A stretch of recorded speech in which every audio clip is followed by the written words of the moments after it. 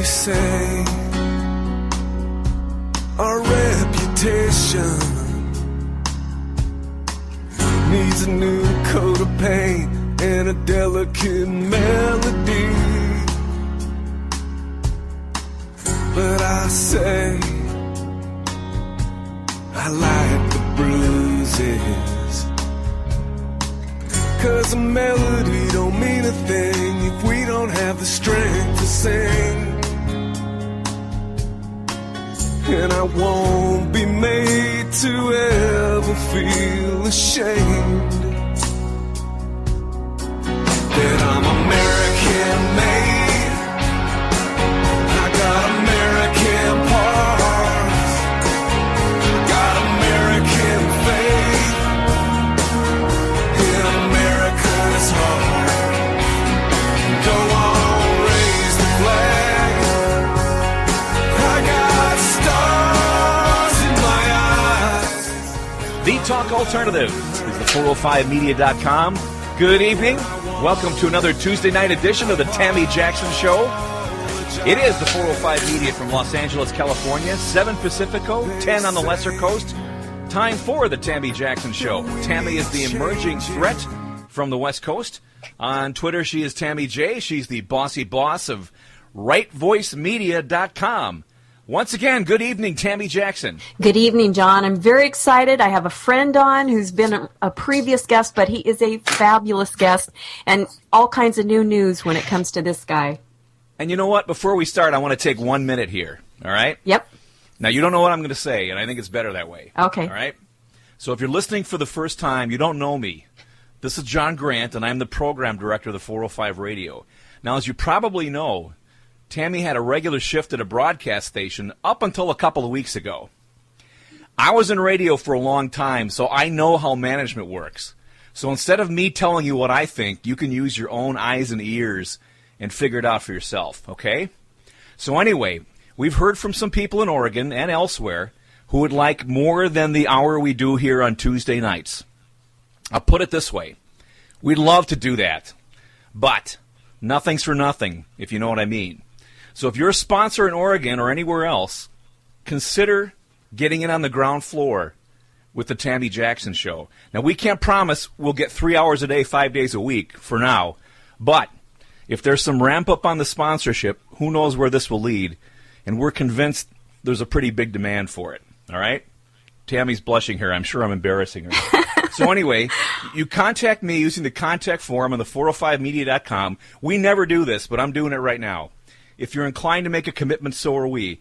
You know, we think all of our shows are worth sponsoring, but this is different since Tammy had a foot in the door before that door was closed, okay? So, if you want more where this came from, let's talk. We're committed to doing that and giving you something unique and something you're not used to under the constraints of broadcast radio where they frequently have their finger in the wind, if you know what I mean. Anyway, sounds like pledge night on public TV.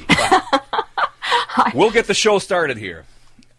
Chris Sajnog is here, retired Navy SEAL, Chief Petty Officer, sniper instructor, paramedic instructor, karate instructor, husband, father, and patriot.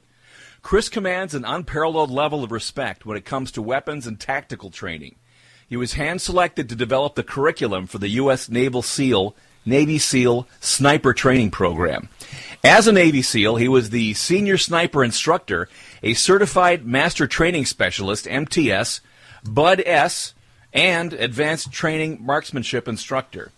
He currently is a DoD and DHS Certified Counterterrorism and Advanced Marksmanship Instructor at Center Mass Group and has trained DoD, DHS, FBI, CIA, law enforcement, and multiple foreign allies in all aspects of combat weapons, marksmanship, and tactics. Chris recently signed a 4-book deal with a major publisher and started filming a pilot for a new TV show.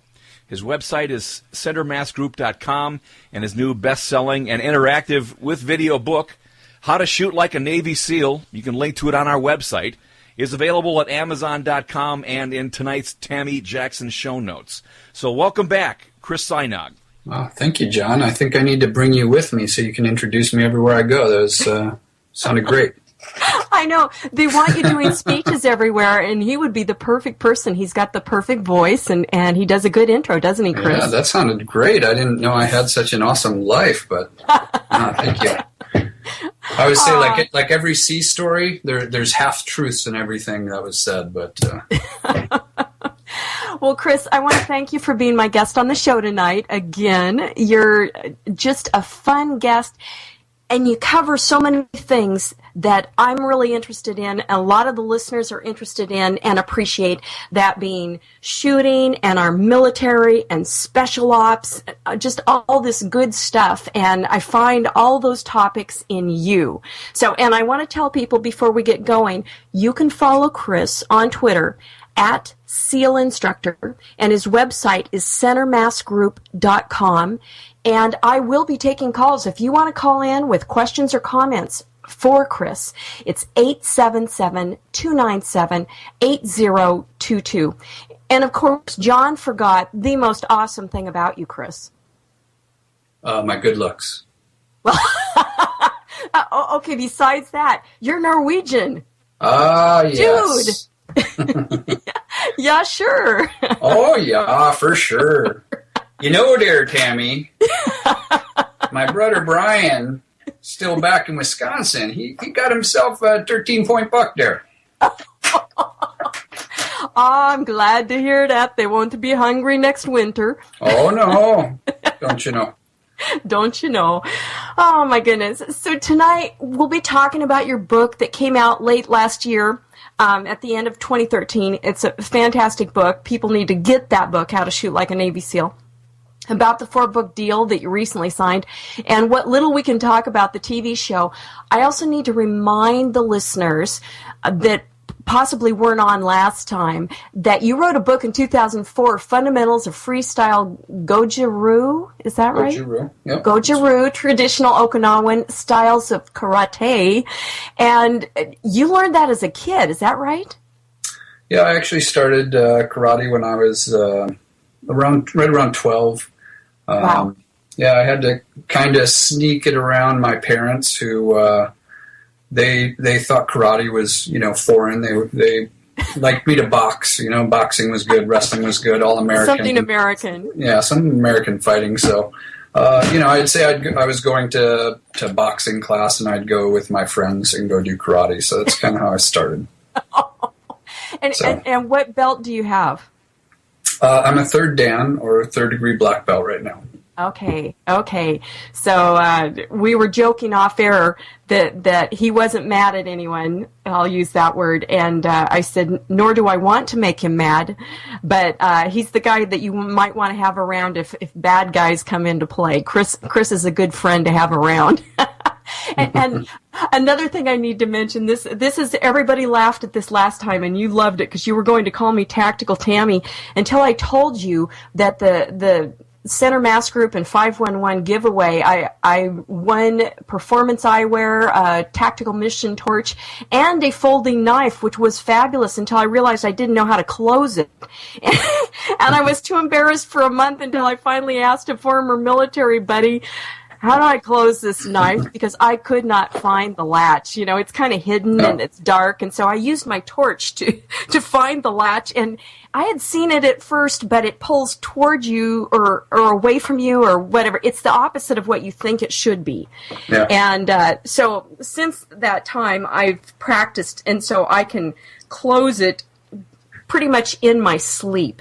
But at the time, I just felt like the world's biggest idiot. So that prompted you to quit calling me Tactical Tammy. But well, you can re-earn that. We can work on that. We'll go to the range. We can work on that. Yeah, see what you can do. I know. It is a great knife. I love it. And the funny thing is, I use my torch all the time. Now, it's never for any special ops, but I've got this good little torch around the house. If I need it, it's there. And so I love it. And I use the eyewear whenever I go shoot. Chris, I had asked you before, but let me ask you again. What prompted you to join the Navy and then become a SEAL? Well, it's kind of an interesting story, but let me see how short we only have an hour, correct? Yeah. Yeah. So, actually, I didn't have the best childhood, and I ended up having to move out of my house before I was 18. So after that, I tried finishing high school. I couldn't quite do it because I needed to work full time. So I ended up meeting a Navy recruiter who was a corpsman. So he had told me about being a corpsman and said, hey, you know what, if you're on a ship, you don't have to chip paint. And if you're inside the ship, your room is always air conditioned where you work. So that sounded good to me. So that's actually why I joined the Navy, was first to be a corpsman. Wow. Then when I was in boot camp, my company commander in boot camp was a diver. So he said, Chris, what you need to do with yourself, you're so motivated, you need to become a diver. So I was easily impressionable back then. And so I was like, all right, I'll try that. That sounds good. So I went to dive school after that. So when I was at dive school, I met some SEALs in the gym, like the base gym where we work out. Right. And I, hung out with them. Dive school was pretty long. I forget, like 6 months or something. So a lot of interaction with these SEALs that were stationed on this base in Panama City, Florida. So I was hanging out with them, and they seemed really cool. So when I graduated from dive school, there was a place I could pick to be stationed there at Panama City with SEALs. So that's what I chose. So I worked with the SEALs, and they were super cool and motivated. To have their sayings, the only easy day was yesterday, be somebody special. So I wanted to be somebody special too. But it turns out my eyesight was not up to par. I had 2200 vision at the time. And back then they weren't doing surgery to fix your eyes. Mm-hmm. So I was kind of out of luck at the time. But so I transferred from there. They sent me down to Puerto Rico to a SEAL unit down there because, I was working well with the SEALs, supporting their diving operations and stuff like that. So I still had this desire to be one of them. I was hanging out with them. I admired everything they did, and they're so motivated that I had to do something. Now I can say this because I'm not in the Navy anymore, but I got my eyes fixed in Florida under a different name. I had radiokeratometry, RK, which I don't believe they do anymore. So I got my vision fixed under a different name. I went back to Puerto Rico where I was stationed at the time, and since I was in charge of the medical department, I was also in charge of my medical records. So there was something wrong with my vision on the records that I needed corrected. So once I corrected that vision problem and submitted my package, that's how I got my orders to BUD/S. So. Oh my goodness, that's a pretty amazing story, and I can relate a little bit. My eyesight's not that bad, but I'm legally blind in my right eye, so I wear contacts, and I was pretty young and didn't know I had such bad eyes, but that was pretty bad vision. I'm amazed, and then you got that surgery. We're going to talk more about BUD/S after the break, but I want to let people know as he's got some BUD/S story for us, and our mutual friend Scott McEwen. He's written a recent book, Chris, Eyes on Target, which is really fabulous. But one of the things he does in the book, which I really loved, was communicate about what it means to be a SEAL and the SEAL community and so forth. But there's a little bit here I want to read, and it's about BUD/S, and it's about the bell in BUD/S, which really impressed me. Most telling is the SEAL's relationship with the bell during BUD/S. Ring the bell, and you're out of the teams immediately. Officially, it's known as dropped by request, or DOR. The bell is always with them during basic training, at meals, at the obstacle course, in the exercise yard known as the grinder. On long beach runs, they haul it on a truck bed. At sea, it's in a nearby boat. It is always within reach for a man ready to signal that he has had enough, that he is done. When the men are running with heavy logs on their shoulders or struggling in the surf with hypothermia, the instructors taunt them, just ring the bell. There are donuts and hot coffee waiting. The reason that the bell exists is because when you're in battle, there is no bell, one SEAL instructor told us. And we want to know who needs that bell and who doesn't. The SEALs are composed entirely of men who saw the bell, heard its mournful clang, and refused to ring it. They refused to give up. Man, I love that, Chris, because to me, that really exemplifies the heart of SEALs.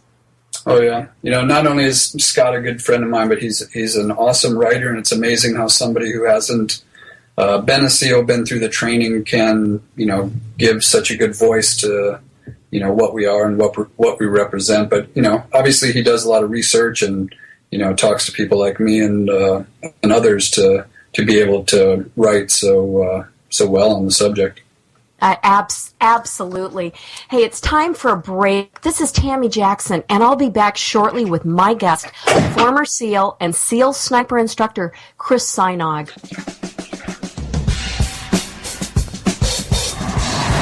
You're on the 405. Thank you for shopping Amazon.com. When you do, that makes you a sponsor of the 405 Media.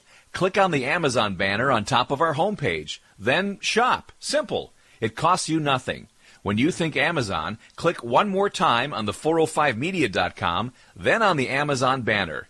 Thank you. Off the Grid. And he's also the only person I've ever seen that could write, "My dog just rolled over" on Facebook and get like 62 likes. I'm also, just a correction, I'm the best looking person in social media too. Off the Grid with Matt Hochman and Beckett Adams. You have men in the United States Army running for cover and hoping the police show up. The base is a soft target that's filled with brave Americans, but they got their hands tied. I'm sure the jihadists completely consider it a soft target. It's like a shopping mall, or like you said, a school. It's probably worse than a shopping mall, because at least here in Arizona, you're allowed to carry. In several of these shootings, Jared Lautner in Arizona, the Sandy Hook shooting, a number of these shootings always involve somebody who was desperately unhealthy in the head, but for some reason the argument always turns into, get away from my gun. What can we do to maybe help people like this? Wednesdays, 9 p.m. Eastern, 6 Pacific, only on the 405media.com.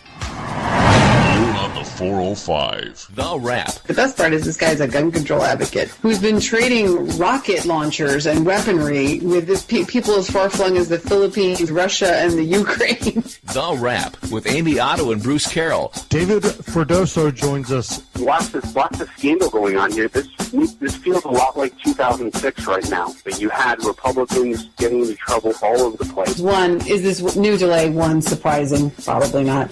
But two, to paraphrase Hillary, what difference at this point does it make anyway? They're starting to realize how much damage this law is actually going to do and how much it's going to affect immediately upcoming elections. There was a piece in the New York Times today where an author details like the numerous failings with his Affordable Care Act, and he starts longing for the health care that his dog has. Wednesdays, 10 p.m. Eastern, 7 Pacific on the 405media.com. Thank you so much for protecting our kids from guns. You're on the 405. Freedom is never more than one generation away from extinction.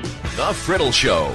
Gay marriage is not even legal in Arizona, so how is this cake discussion even relevant? The Friddle Show with Crystal Heath. I mean, this bill, I read it today. You can read it.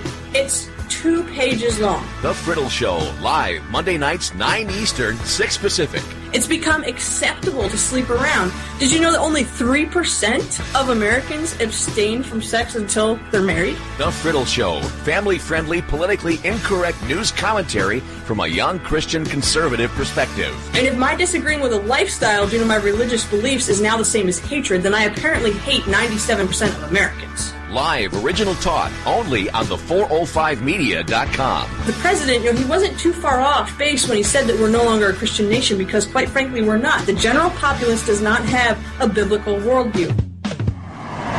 You're on the the 405. We are a bold and active voice for the unborn. We are Audio Girl Ministries, saving the lives of babies by helping moms in crisis pregnancies get past the crisis. How? Free ultrasound imaging so the woman can see the life she's carrying, and by supplying her with essential baby items, diapers, clothes, food, crib, car seat, all given with a loving and caring heart. Want to help? Log on to audiogirlministries.com and make a tax-deductible donation. audiogirlministries.com. Thanks.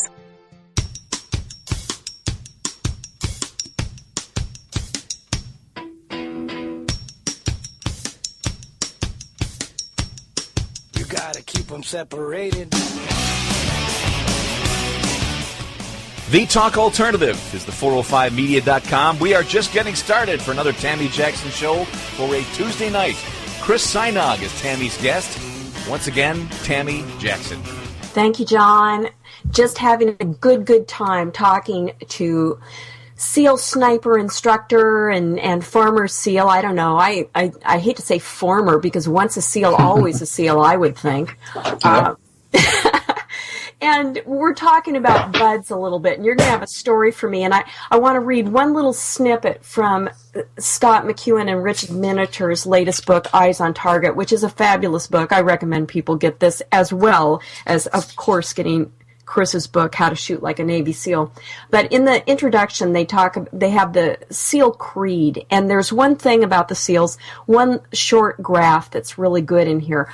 I will never quit. I persevere and thrive on adversity. My nation expects me to be physically harder and mentally stronger than my enemies. If knocked down, I will get back up every time. I will draw on every remaining ounce of strength to protect my teammates and to accomplish our mission. I am never out of the fight. And to me, that tells me that the SEALs, the heart of the SEALs, is what happens there in BUDS, because BUDS is not necessarily meant to cull out the man with the most strength or the most talent, as much as it seems to be to discern the man with strength, talent, endurance, and an ironclad will that never gives up. And so you had some stories about BUDS. Tell people a little bit about BUDS and what happens there and your story.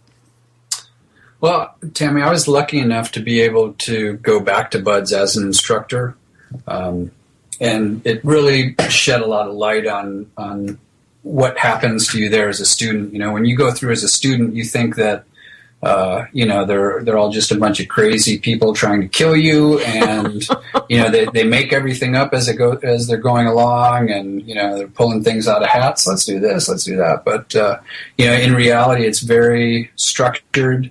There's doctors there monitoring you when you're in the water. And there's a book that you go by. I was the Hell Week chief, for a while there, and being able to open up this book and, okay, you're going to stay in the water until somebody quits. Okay, line 2, wait till somebody quits. It seems crazy, and obviously when you're in the middle of it, you can think that it's structured and nothing's gonna happen to you, but you definitely don't believe that. One of the things I also got to do later on was I was what's called a SEAL motivator, so I got to go around and help recruiters recruit people to come into the SEAL teams. So I always got to tell my story about how I came in and what was it like for you in BUDS, and the first couple of times I would tell a story about, I remember carrying these boats on my head, and I just remember it was, I'd been up for so long during Hell Week, and I had this boat on my head, and I could hardly move, and I just remember thinking to myself, you know what, I think I'm going to die. But you know what, I'm not going to quit. At least somebody's going to point down at me on the ground and go, you know what, that guy's dead, but he didn't quit. And one time I told the story, and our PAO, our public affairs officer, went on that trip with me. I think it was at like a X Games or something like that. So it was a pretty, big thing. Yeah. And he pulled me to the side afterwards, and he's like, all right, Chris, you can't tell people that you're going to die or you thought you were going to die, because they're not going to join if you keep saying that. So I couldn't tell that story anymore, but But you can tell on my show. Yeah, that's what you have to have. Everybody that shows up to BUD/S to be as a student has what it takes physically. Demolition. Yeah, has what it takes to make it through training. You've been tested. You take a physical test, a PT test, and you have what it takes to make it through. So that's not a problem for anybody that shows up. They may think it is, they may use it as an excuse, but that's not the problem. The problem is all mental. Is this for me? Can I deal with this every day? And, one thing that anybody who knows anything about BUD/S is you're going to be cold at BUD/S. Always. It doesn't matter if it's, the middle of summer in San Diego, they find a way for you to be cold. You're going to be cold, wet, and sandy. Oh, yeah. Yeah. And not just, I think everybody's been cold at some point in their life, but people, may not understand the reality of being cold down to your bones. Cold where you can't move any of your muscles. Your whole body just locks up and freezes. You physically can't move. You're done shivering. You're right at that point where you're about to be a medical problem, and that's when they, have a doctor come in and check your temperature, not the way that you would like your temperature checked, but they check it, and then they say, okay, they're cold, they're cold enough, and, then you go for a run or whatever you do. But instructors will always tell you during that, and when I was an instructor, I said the same thing, but I always remember instructors just saying, you know what, you are going to be colder when you're training as a SEAL, when you're operating as a SEAL, than you are right now. This is going to be nothing to you. So if you're cold now, realize you will be colder then. And I didn't believe it. I was like, it's impossible for me to be colder. Unless I was an ice cube, I could not be colder. Yeah. But the look in their eyes, you look into their eyes and you go, he means it.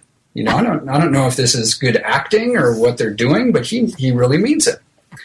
And then, a couple years later, or actually probably even wasn't that long, maybe a year later, when I was at SEAL Team 2, we were doing MAR ops. We were driving our little Zodiac boats around Virginia. It was winter time. It was cold. And we were doing, it was like a 3 or 4 day training exercise where we had to go to these different points on the water, and we, had to do some surveillance or something like that, some reconnaissance type missions, and then we get back in our boats. And on the last night, we were driving into the wind in our boat, and there's 4 of us in this boat, and it was so windy and it was so cold. It was freezing rain that you couldn't wear your goggles, because if you wore goggles, they would instantly freeze up over the shield and you couldn't see. So no goggles. But then what would happen is the rain would hit your eye and it would instantly freeze. So you had to constantly be rubbing your eyes to break the ice so you could keep your eyes open. And then we were going, and the wind was just howling at us, just pushing us. And, maybe we're going like 2 knots, into the wind, maybe 1 knot even.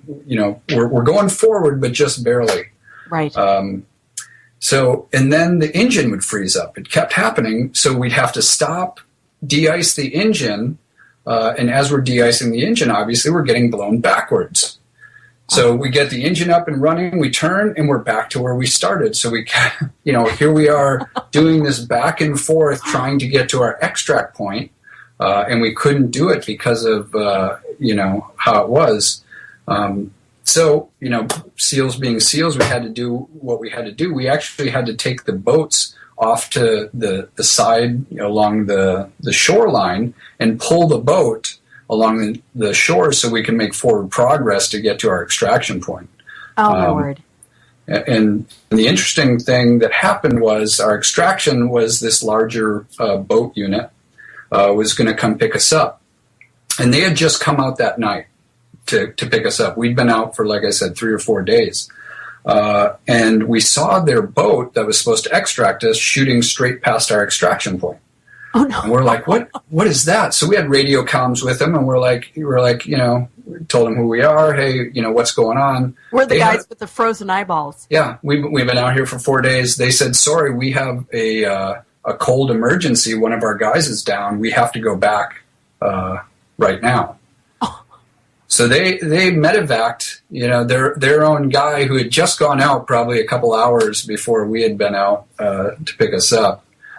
So they ended up having to send another boat out to come extract us. But they did extract you at some point, right? Yeah, at some point we did get out. I believe we actually started a fire on the shore and warmed up a little bit. But you need one of those St. Bernards with rum in a bottle or something.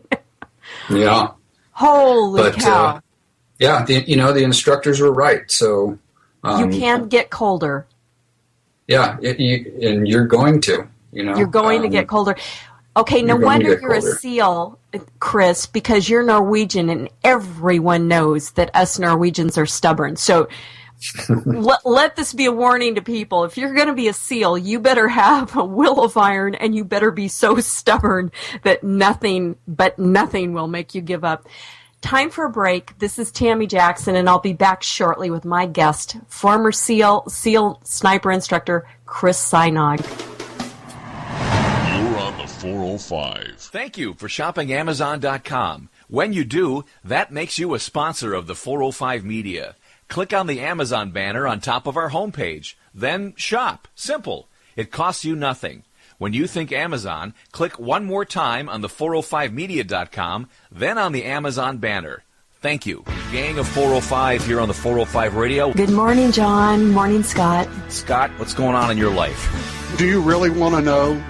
You were never a nobody. Who are you trying to kid? Oh, shut up. They put these people in charge of organizations that have never been in charge of anything else as far as I can tell, and they perform abysmally.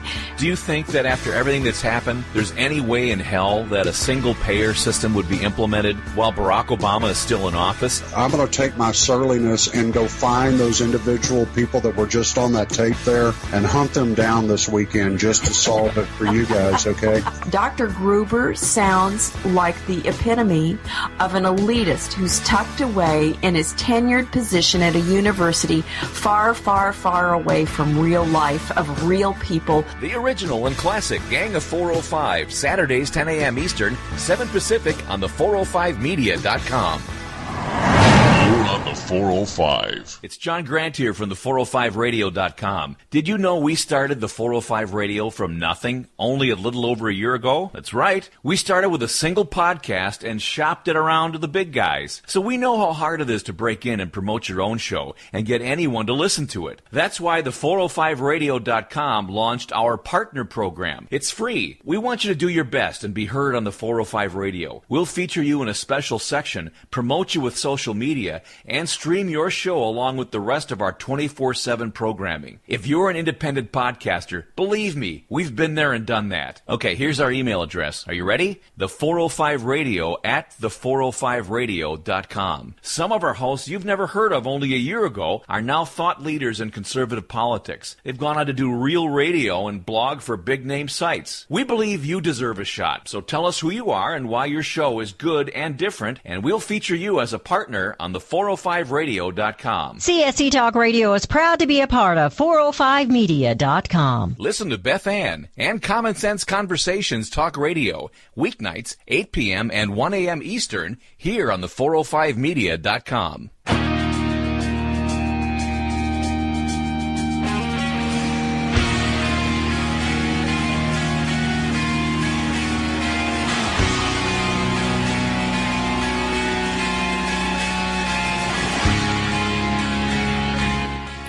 The Talk Alternative is the 405media.com.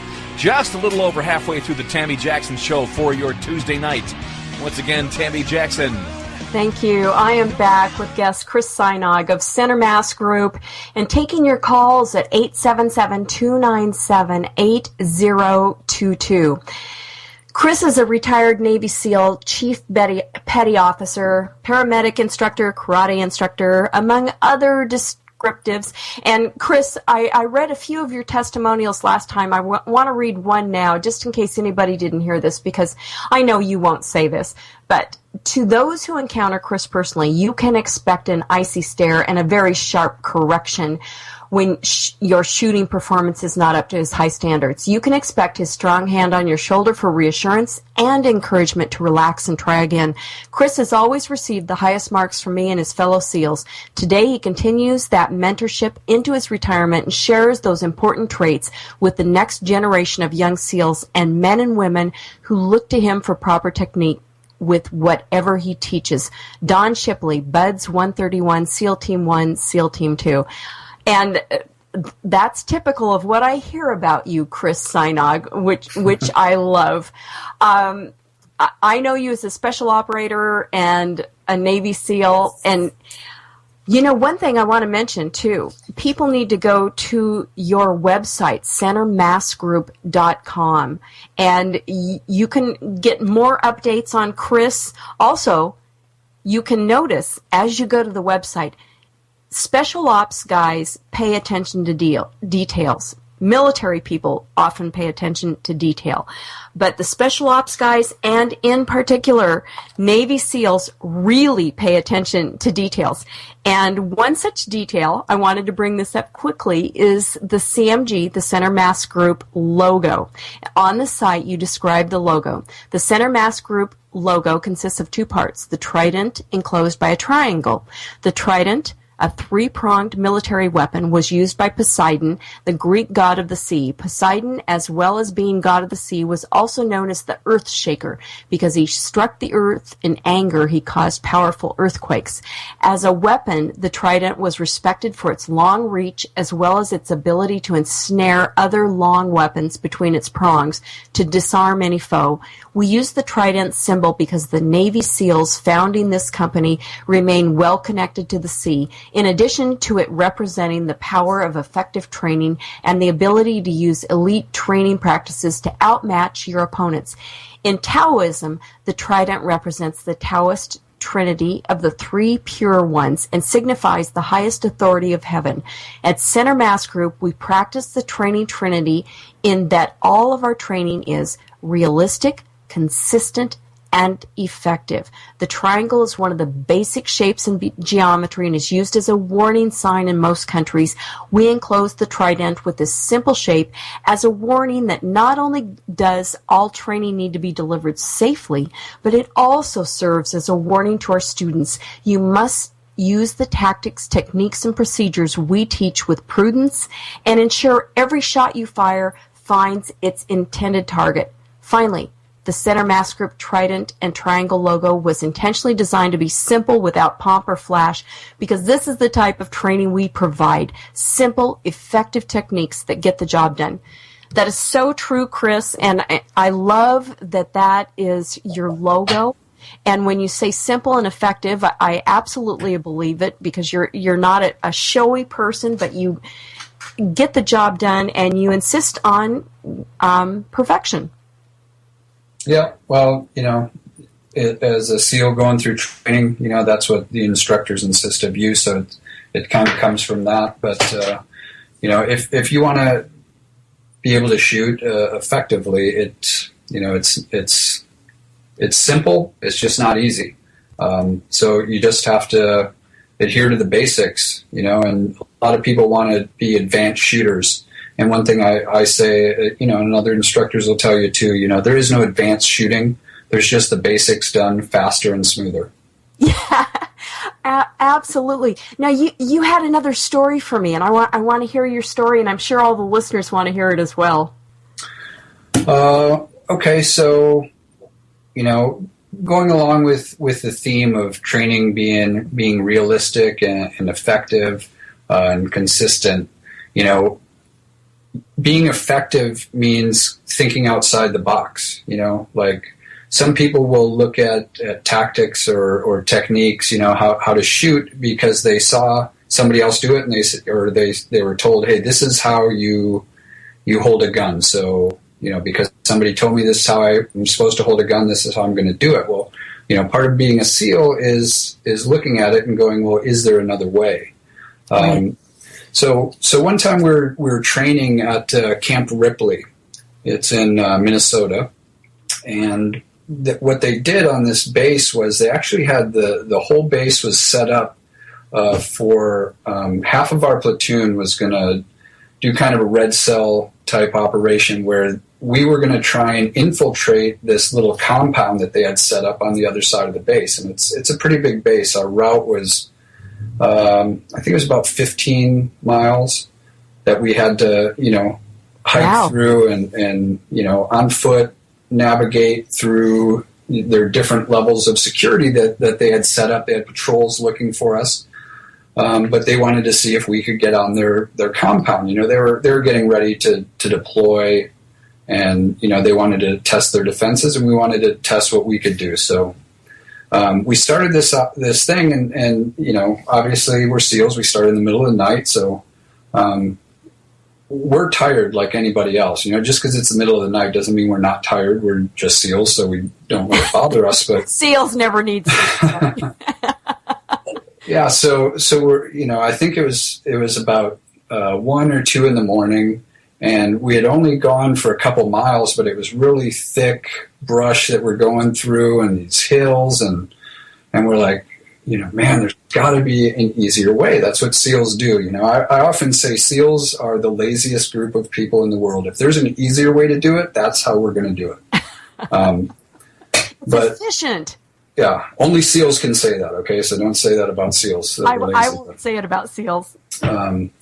So we're like, okay, there's got to be a way. So they're like, so we said, you know what? Hey, let's stop a vehicle and, hijack a vehicle and drive it closer to this compound, and we'll at least be able to, drive within a mile of this thing and ditch the vehicle, and then we'll be able to figure out our next step.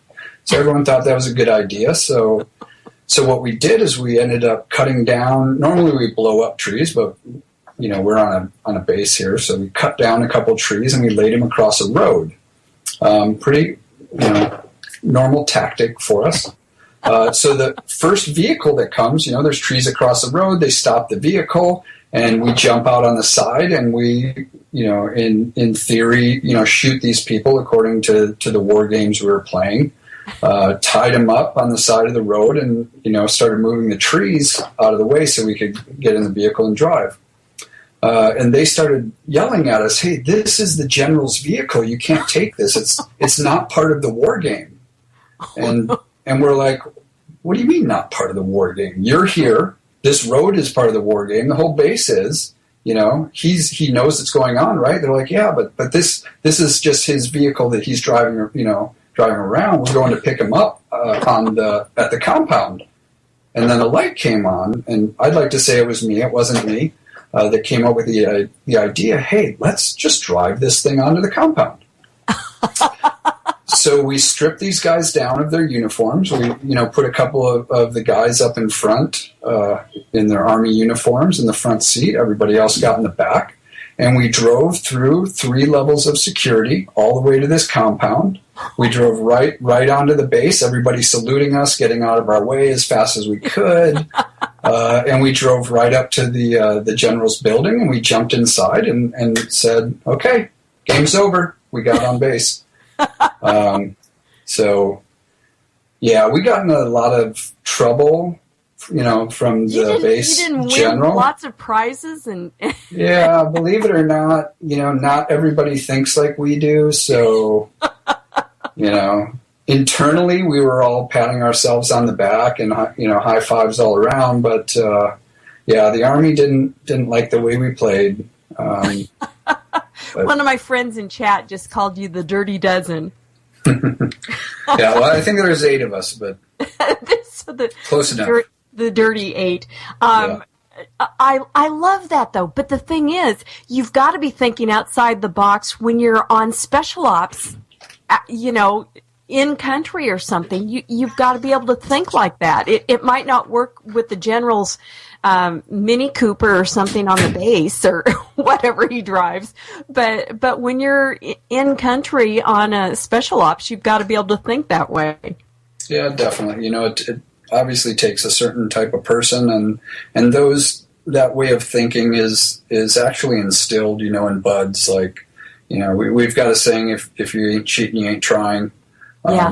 So, as an instructor, you look for students can they find a way around this thing that we've set up, this little test for them. And if they can, it's, good on them. Right. So. Right. Oh my goodness, we've got to take a quick break, and then when we come back, Chris and I are going to talk about what are some of the differences between the way he instructs someone with shooting like a Navy SEAL and the way the standard person might teach at any range across the country. We'll get into some of that. We'll also talk briefly about the 4-book deal and the TV show and wrap things up. Oh, the hour's going far too fast. I will be right back. This is Tammy Jackson with guest Navy SEAL Chris Sajnog. You're on the 405. Voces Latinas. Rubio has a 100% rating from AFP. He has like a 97% rating from Heritage. He votes wildly conservative, more conservative than 98% of senators on 98% of the issues. Why fire Rubio over one issue? Voces Latinas, live, only on the 405media.com. We don't want to fire Rubio over one issue. We had 40 Hispanics walking around, and all they see, is pink slip Rubio, pink slip Rubio. Pink slip to me is fire. Voces Latinas, Mondays, 10 p.m. Eastern, 7 Pacific, only on the 405media.com. But is it strategically smart to publicly heckle and call him a traitor? Rubio was lambasted publicly by Limbaugh. Michelle Malkin screams shamnesty like it's her job. I mean, shamnesty. Air your grievances with Rubio all you want, but I can't help it when I work with the Latino youth community trying to make them conservative, bring them to the conservative movement, and they're all like, well, Rubio's the only one that cares about us, and they hate him. They yell shamnesty at him. You're on the 405. It's John Grant here, owner and program director of the 405media.com. We don't really pass around the hat or the collection plate in social media. We do have a donate button on our website, and we'd be happy to be part of your advertising presence for Right of Center Talk, but the best way you can help us pay the bills at no additional cost to you is by the Amazon Associates program. I'm sure you know the drill, but I'll fill you in. Click on the Amazon banner at the top of our homepage, the 405media.com. That will take you to Amazon.com and identify you as one of our listeners. If you make a purchase, the 405media.com gets a little something, for the effort. You can buy anything under the sun at Amazon.com. And when you do, you support our growing talk and media operation. Team clothing, collectibles, books, everything. If you're going to buy it anyway, why not send a little bit our way? It'll cost you nothing. So remember, click on the Amazon banner on top of the page, then shop till you drop. Amazon.com and the 405media.com. Thank you. CSC Talk Radio is proud to be a part of 405media.com. Listen to Beth Ann and Common Sense Conversations Talk Radio, weeknights, 8 p.m. and 1 a.m. Eastern, here on the 405media.com.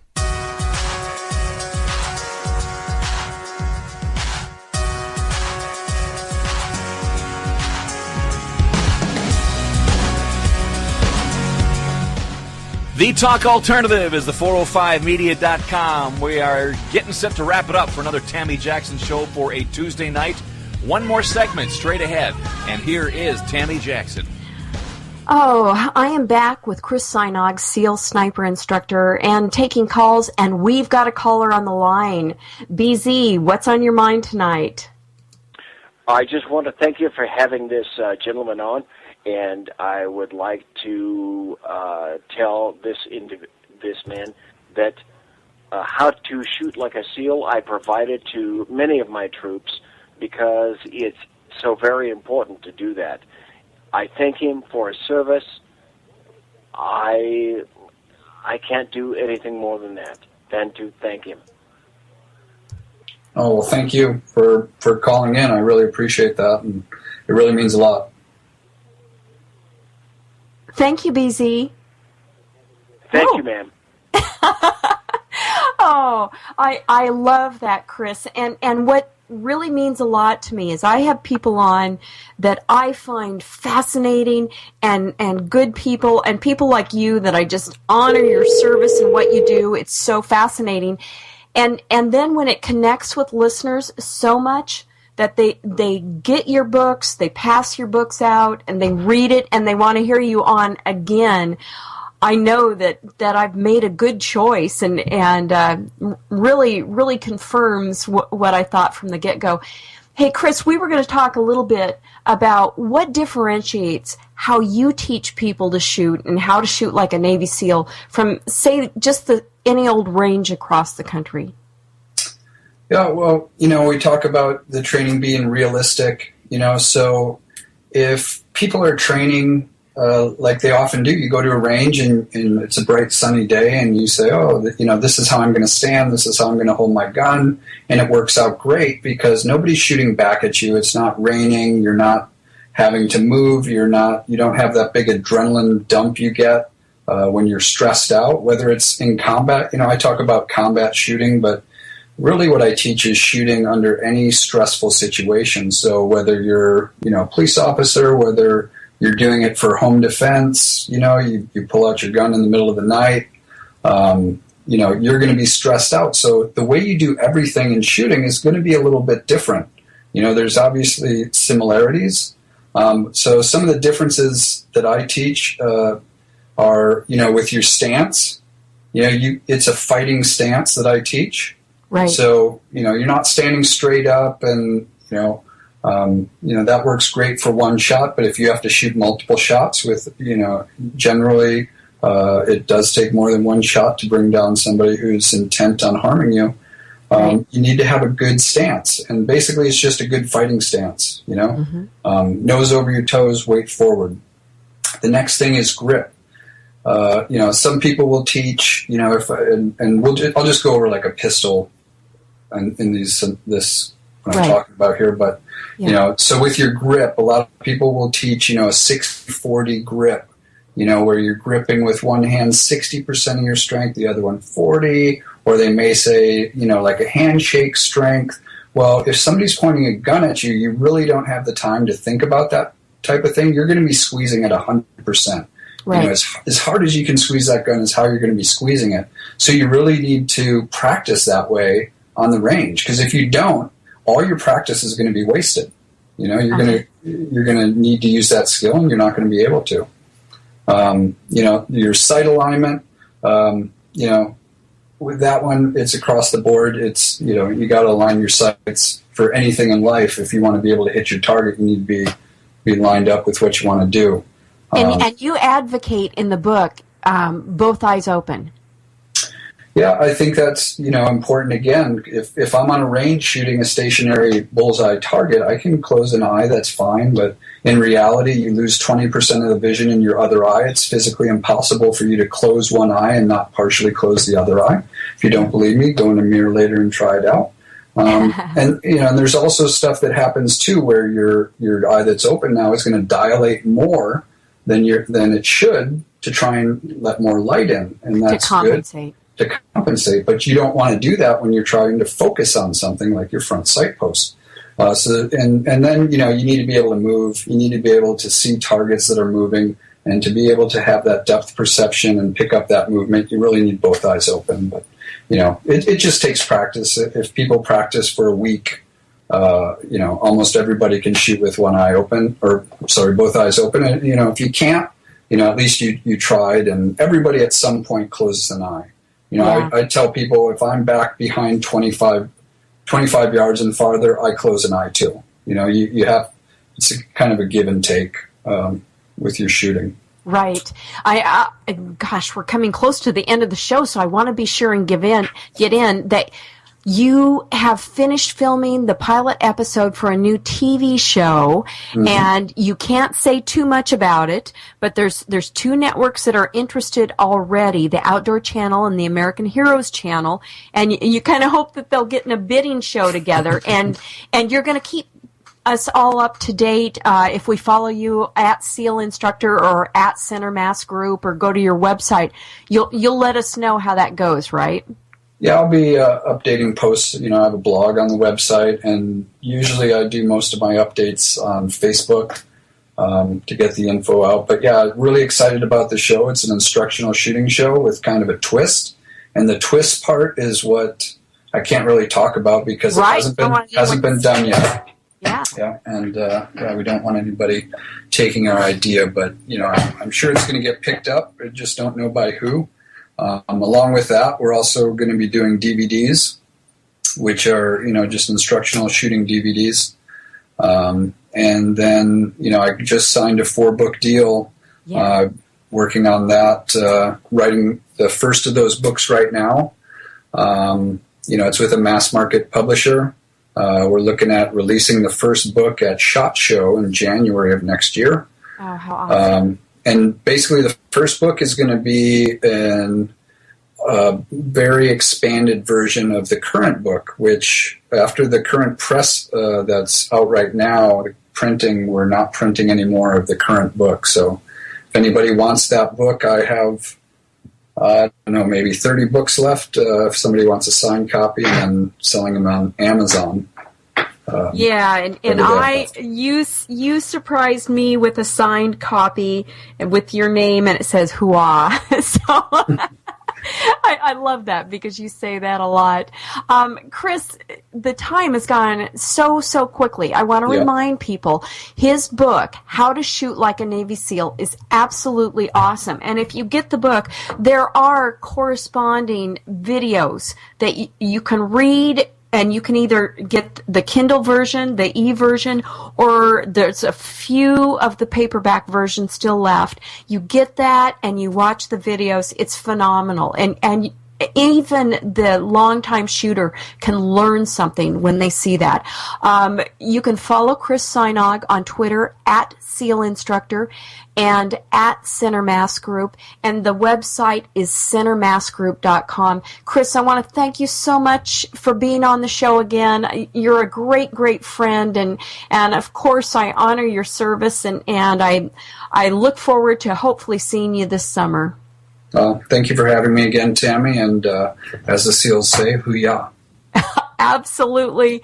I will be on next Tuesday. Not sure who the guest will be. I have 3 of them. I'm juggling to see who will work out. But until then, this is Tammy Jackson, just one conservative gal, encouraging you to keep fighting the good fight.